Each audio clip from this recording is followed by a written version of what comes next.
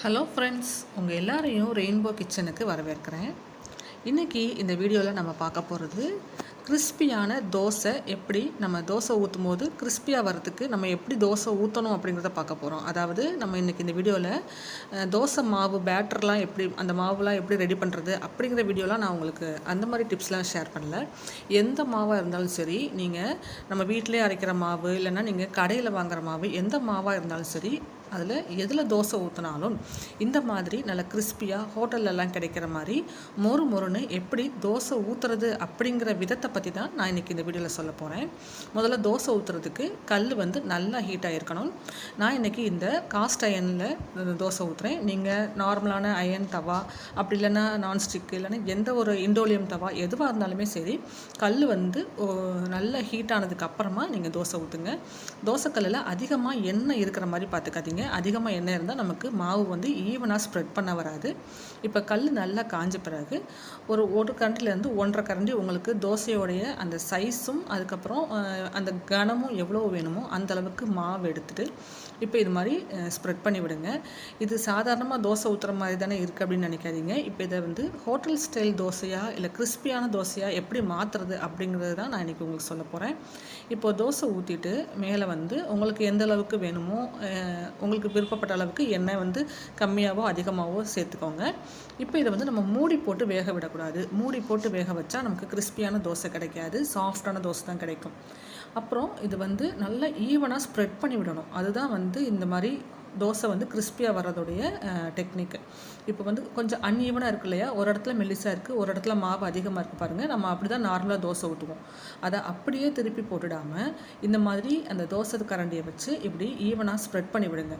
இதை ஸ்ப்ரெட் பண்ணுறதும் வந்து தோசையை ஊற்ற உடனேயே ஸ்ப்ரெட் பண்ணிடக்கூடாது. ஒரு நிமிஷத்துலேருந்து 1.5 நிமிஷம் வெயிட் பண்ணுங்கள். தோசை வந்து லேசாக வேக ஆரம்பிக்கும். லேசாக வெந்ததுக்கு அப்புறமா இப்படி ஸ்ப்ரெட் பண்ணிங்க அப்படின்னா தான் உங்களுக்கு தோசை வந்து பிஞ்சு போகாமல், ரொம்ப அந்த மாவு வந்து வேகாமல் இருக்கும்போது ஸ்ப்ரெட் பண்ணிங்கன்னா இப்படி ஸ்ப்ரெட் பண்ண வராது. அதனால் கொஞ்சம் வெந்த பிறகு இது மாதிரி ஈவனாக ஸ்ப்ரெட் பண்ணிவிட்டு அடியில் வந்து உங்களுக்கு ஒரு மாதிரி லைட்டாக கோல்டன் கலர் வந்த பிறகு இப்படி எடுத்து திருப்பி போட்டுடலாம். இப்படி திருப்பி போடும்போது நமக்கு நம்ம மேலே வந்து ஸ்ப்ரெட் பண்ணியிருக்கணும் இல்லையா, அது ஸ்ப்ரெட் பண்ணி விட்டுருக்கிறதுனால இப்போ திருப்பி போடும்போதும் உங்களுக்கு இது மாதிரி ஈவனாக உங்களுக்கு இருக்கும். அப்போ வந்து ரெண்டாவது பக்கம் நம்ம திருப்பி போட்டிருக்க பக்கமும் நமக்கு தோசை வந்து நல்லா கிறிஸ்பியாக மொறு மொறுன்னு வரும். நம்ம கரண்டினால் அந்த மாவு வந்து அப்படி ப்ரெஸ் பண்ணாமல் போட்டோன்னா நமக்கு இந்த மாதிரி கிறிஸ்பியான தோசை கிடைக்காது. பாருங்கள், நான் இன்னொரு தோசையை உங்களுக்கு ஊற்றி காமிக்கிறேன். வேணுங்கிற அளவு மாவு எடுத்துகிட்டு நல்லா எப்பயும் போல் நார்மலாக நம்ம ஊற்றுற தோசை தான், ஆனால் அதவே கிறிஸ்பியான ஹோட்டல் ஸ்டைல் தோசையில் ஊற்றி கொடுங்க. குழந்தைங்களுக்குலாம் ரொம்பவே பிடிக்கும், பெரியவங்கள்லேருந்து எல்லாருக்குமே ரொம்ப பிடிக்கும். இதுதான் வந்து நம்ம நார்மலாக தோசை ஊற்றுறது. இப்போ அது மாதிரி ஊற்றிட்டு எண்ணெய் வந்து நான் சொன்ன மாதிரி எண்ணெய், நெய் எது வேணுமோ நீங்கள் சேர்த்துக்கோங்க. சேர்த்துட்டு இப்போ வந்து ஒரு 2 செகண்ட், அதாவது 2 செகண்டில் ஒரு நிமிஷத்துலேருந்து 1.5 நிமிஷம் மட்டும் வெயிட் பண்ணுங்கள். மூடி போட்டு வேக விட வேண்டாம். கல் வந்து நல்லா காஞ்ச பிறகு மீடியம் ஃப்ளேமில் வச்சுக்கோங்க.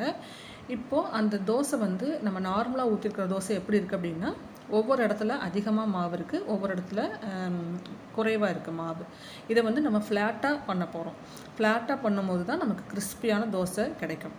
இப்போ பார்த்திங்கன்னா லேசாக அந்த மாவு வெந்த பிறகு நான் சொன்ன மாதிரி இந்த மாதிரி அந்த தோசை கரண்டியை திருப்பி இந்த மாதிரி ஸ்ப்ரெட் பண்ணி விடுங்க. இப்போது அந்த அதிகமாக மாவு இருக்கிற இடத்துல இருந்து குறைவாக மாவு இருக்கிற இடத்துக்கு மாவை வந்து நம்ம இது மாதிரி ஸ்ப்ரெட் பண்ணும்போது தோசை வந்து எல்லா இடத்துலையும் ஒரே மாதிரி ஈவனாக நமக்கு கிடைக்கும். ஈவனாக வெந்து வரும், நல்ல ஒரு கலர் கிடைக்கும் தோசைக்கு. இப்போ இது மாதிரி ஸ்ப்ரெட் பண்ணிவிட்டு ஒரு 2 நிமிஷம் வெயிட் பண்ணுங்கள். எந்த அளவுக்கு கிறிஸ்பியாக இல்லை கலராக வேணுமோ அந்த அளவுக்கு ஒரு பக்கம் அடியில் நல்ல கலர் வந்த பிறகு அடுத்த பக்கம் திருப்பி போட்டுக்கலாம். பாருங்கள், இந்த மாதிரி நல்லா ஸ்ப்ரெட் பண்ணி விட்டுருங்க. ஹோட்டலில் என்ன செய்வாங்கன்னா, இப்படி ஸ்ப்ரெட் பண்ணும்போது அந்த மாவை வந்து தோசையிலேருந்து எடுத்துடுவாங்க. நம்ம வந்து அந்த தோசையிலே இருக்கிற மாதிரி ஸ்ப்ரெட் பண்ணியிருக்கிறோம். இப்போது நம்ம திருப்பி போட்டுக்கலாம். திருப்பி போட்டுட்டு ரொம்ப நேரம் வேக விட வேண்டிய அவசியம் கிடையாது. இப்போ இதிலேயே நல்லா மேல் பக்கமும் நல்லா வெந்துடும், நல்ல கலர் வந்துருச்சு பாருங்கள். அதனால் திருப்பி போட்டுட்டு ஒரு 1 or 2 செகண்ட்ஸில் நம்ம கையோடு எடுத்துடலாம். அதிலே வந்து நல்லா சூப்பரான ரோஸ்ட் போல் தோசை கிடைக்கும். பாருங்கள், இப்போ திருப்பி போட்டுட்டு நம்ம வந்து எடுத்துடலாம்.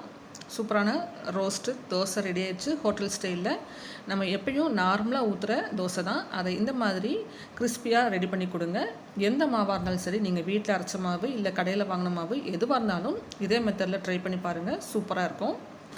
இதே மாதிரி ட்ரை பண்ணி பாருங்கள். இந்த மாதிரி தோசை ஊற்றி கொடுத்திங்கன்னா குழந்தைங்களாம் ரொம்பவே விரும்பி சாப்பிடுவாங்க.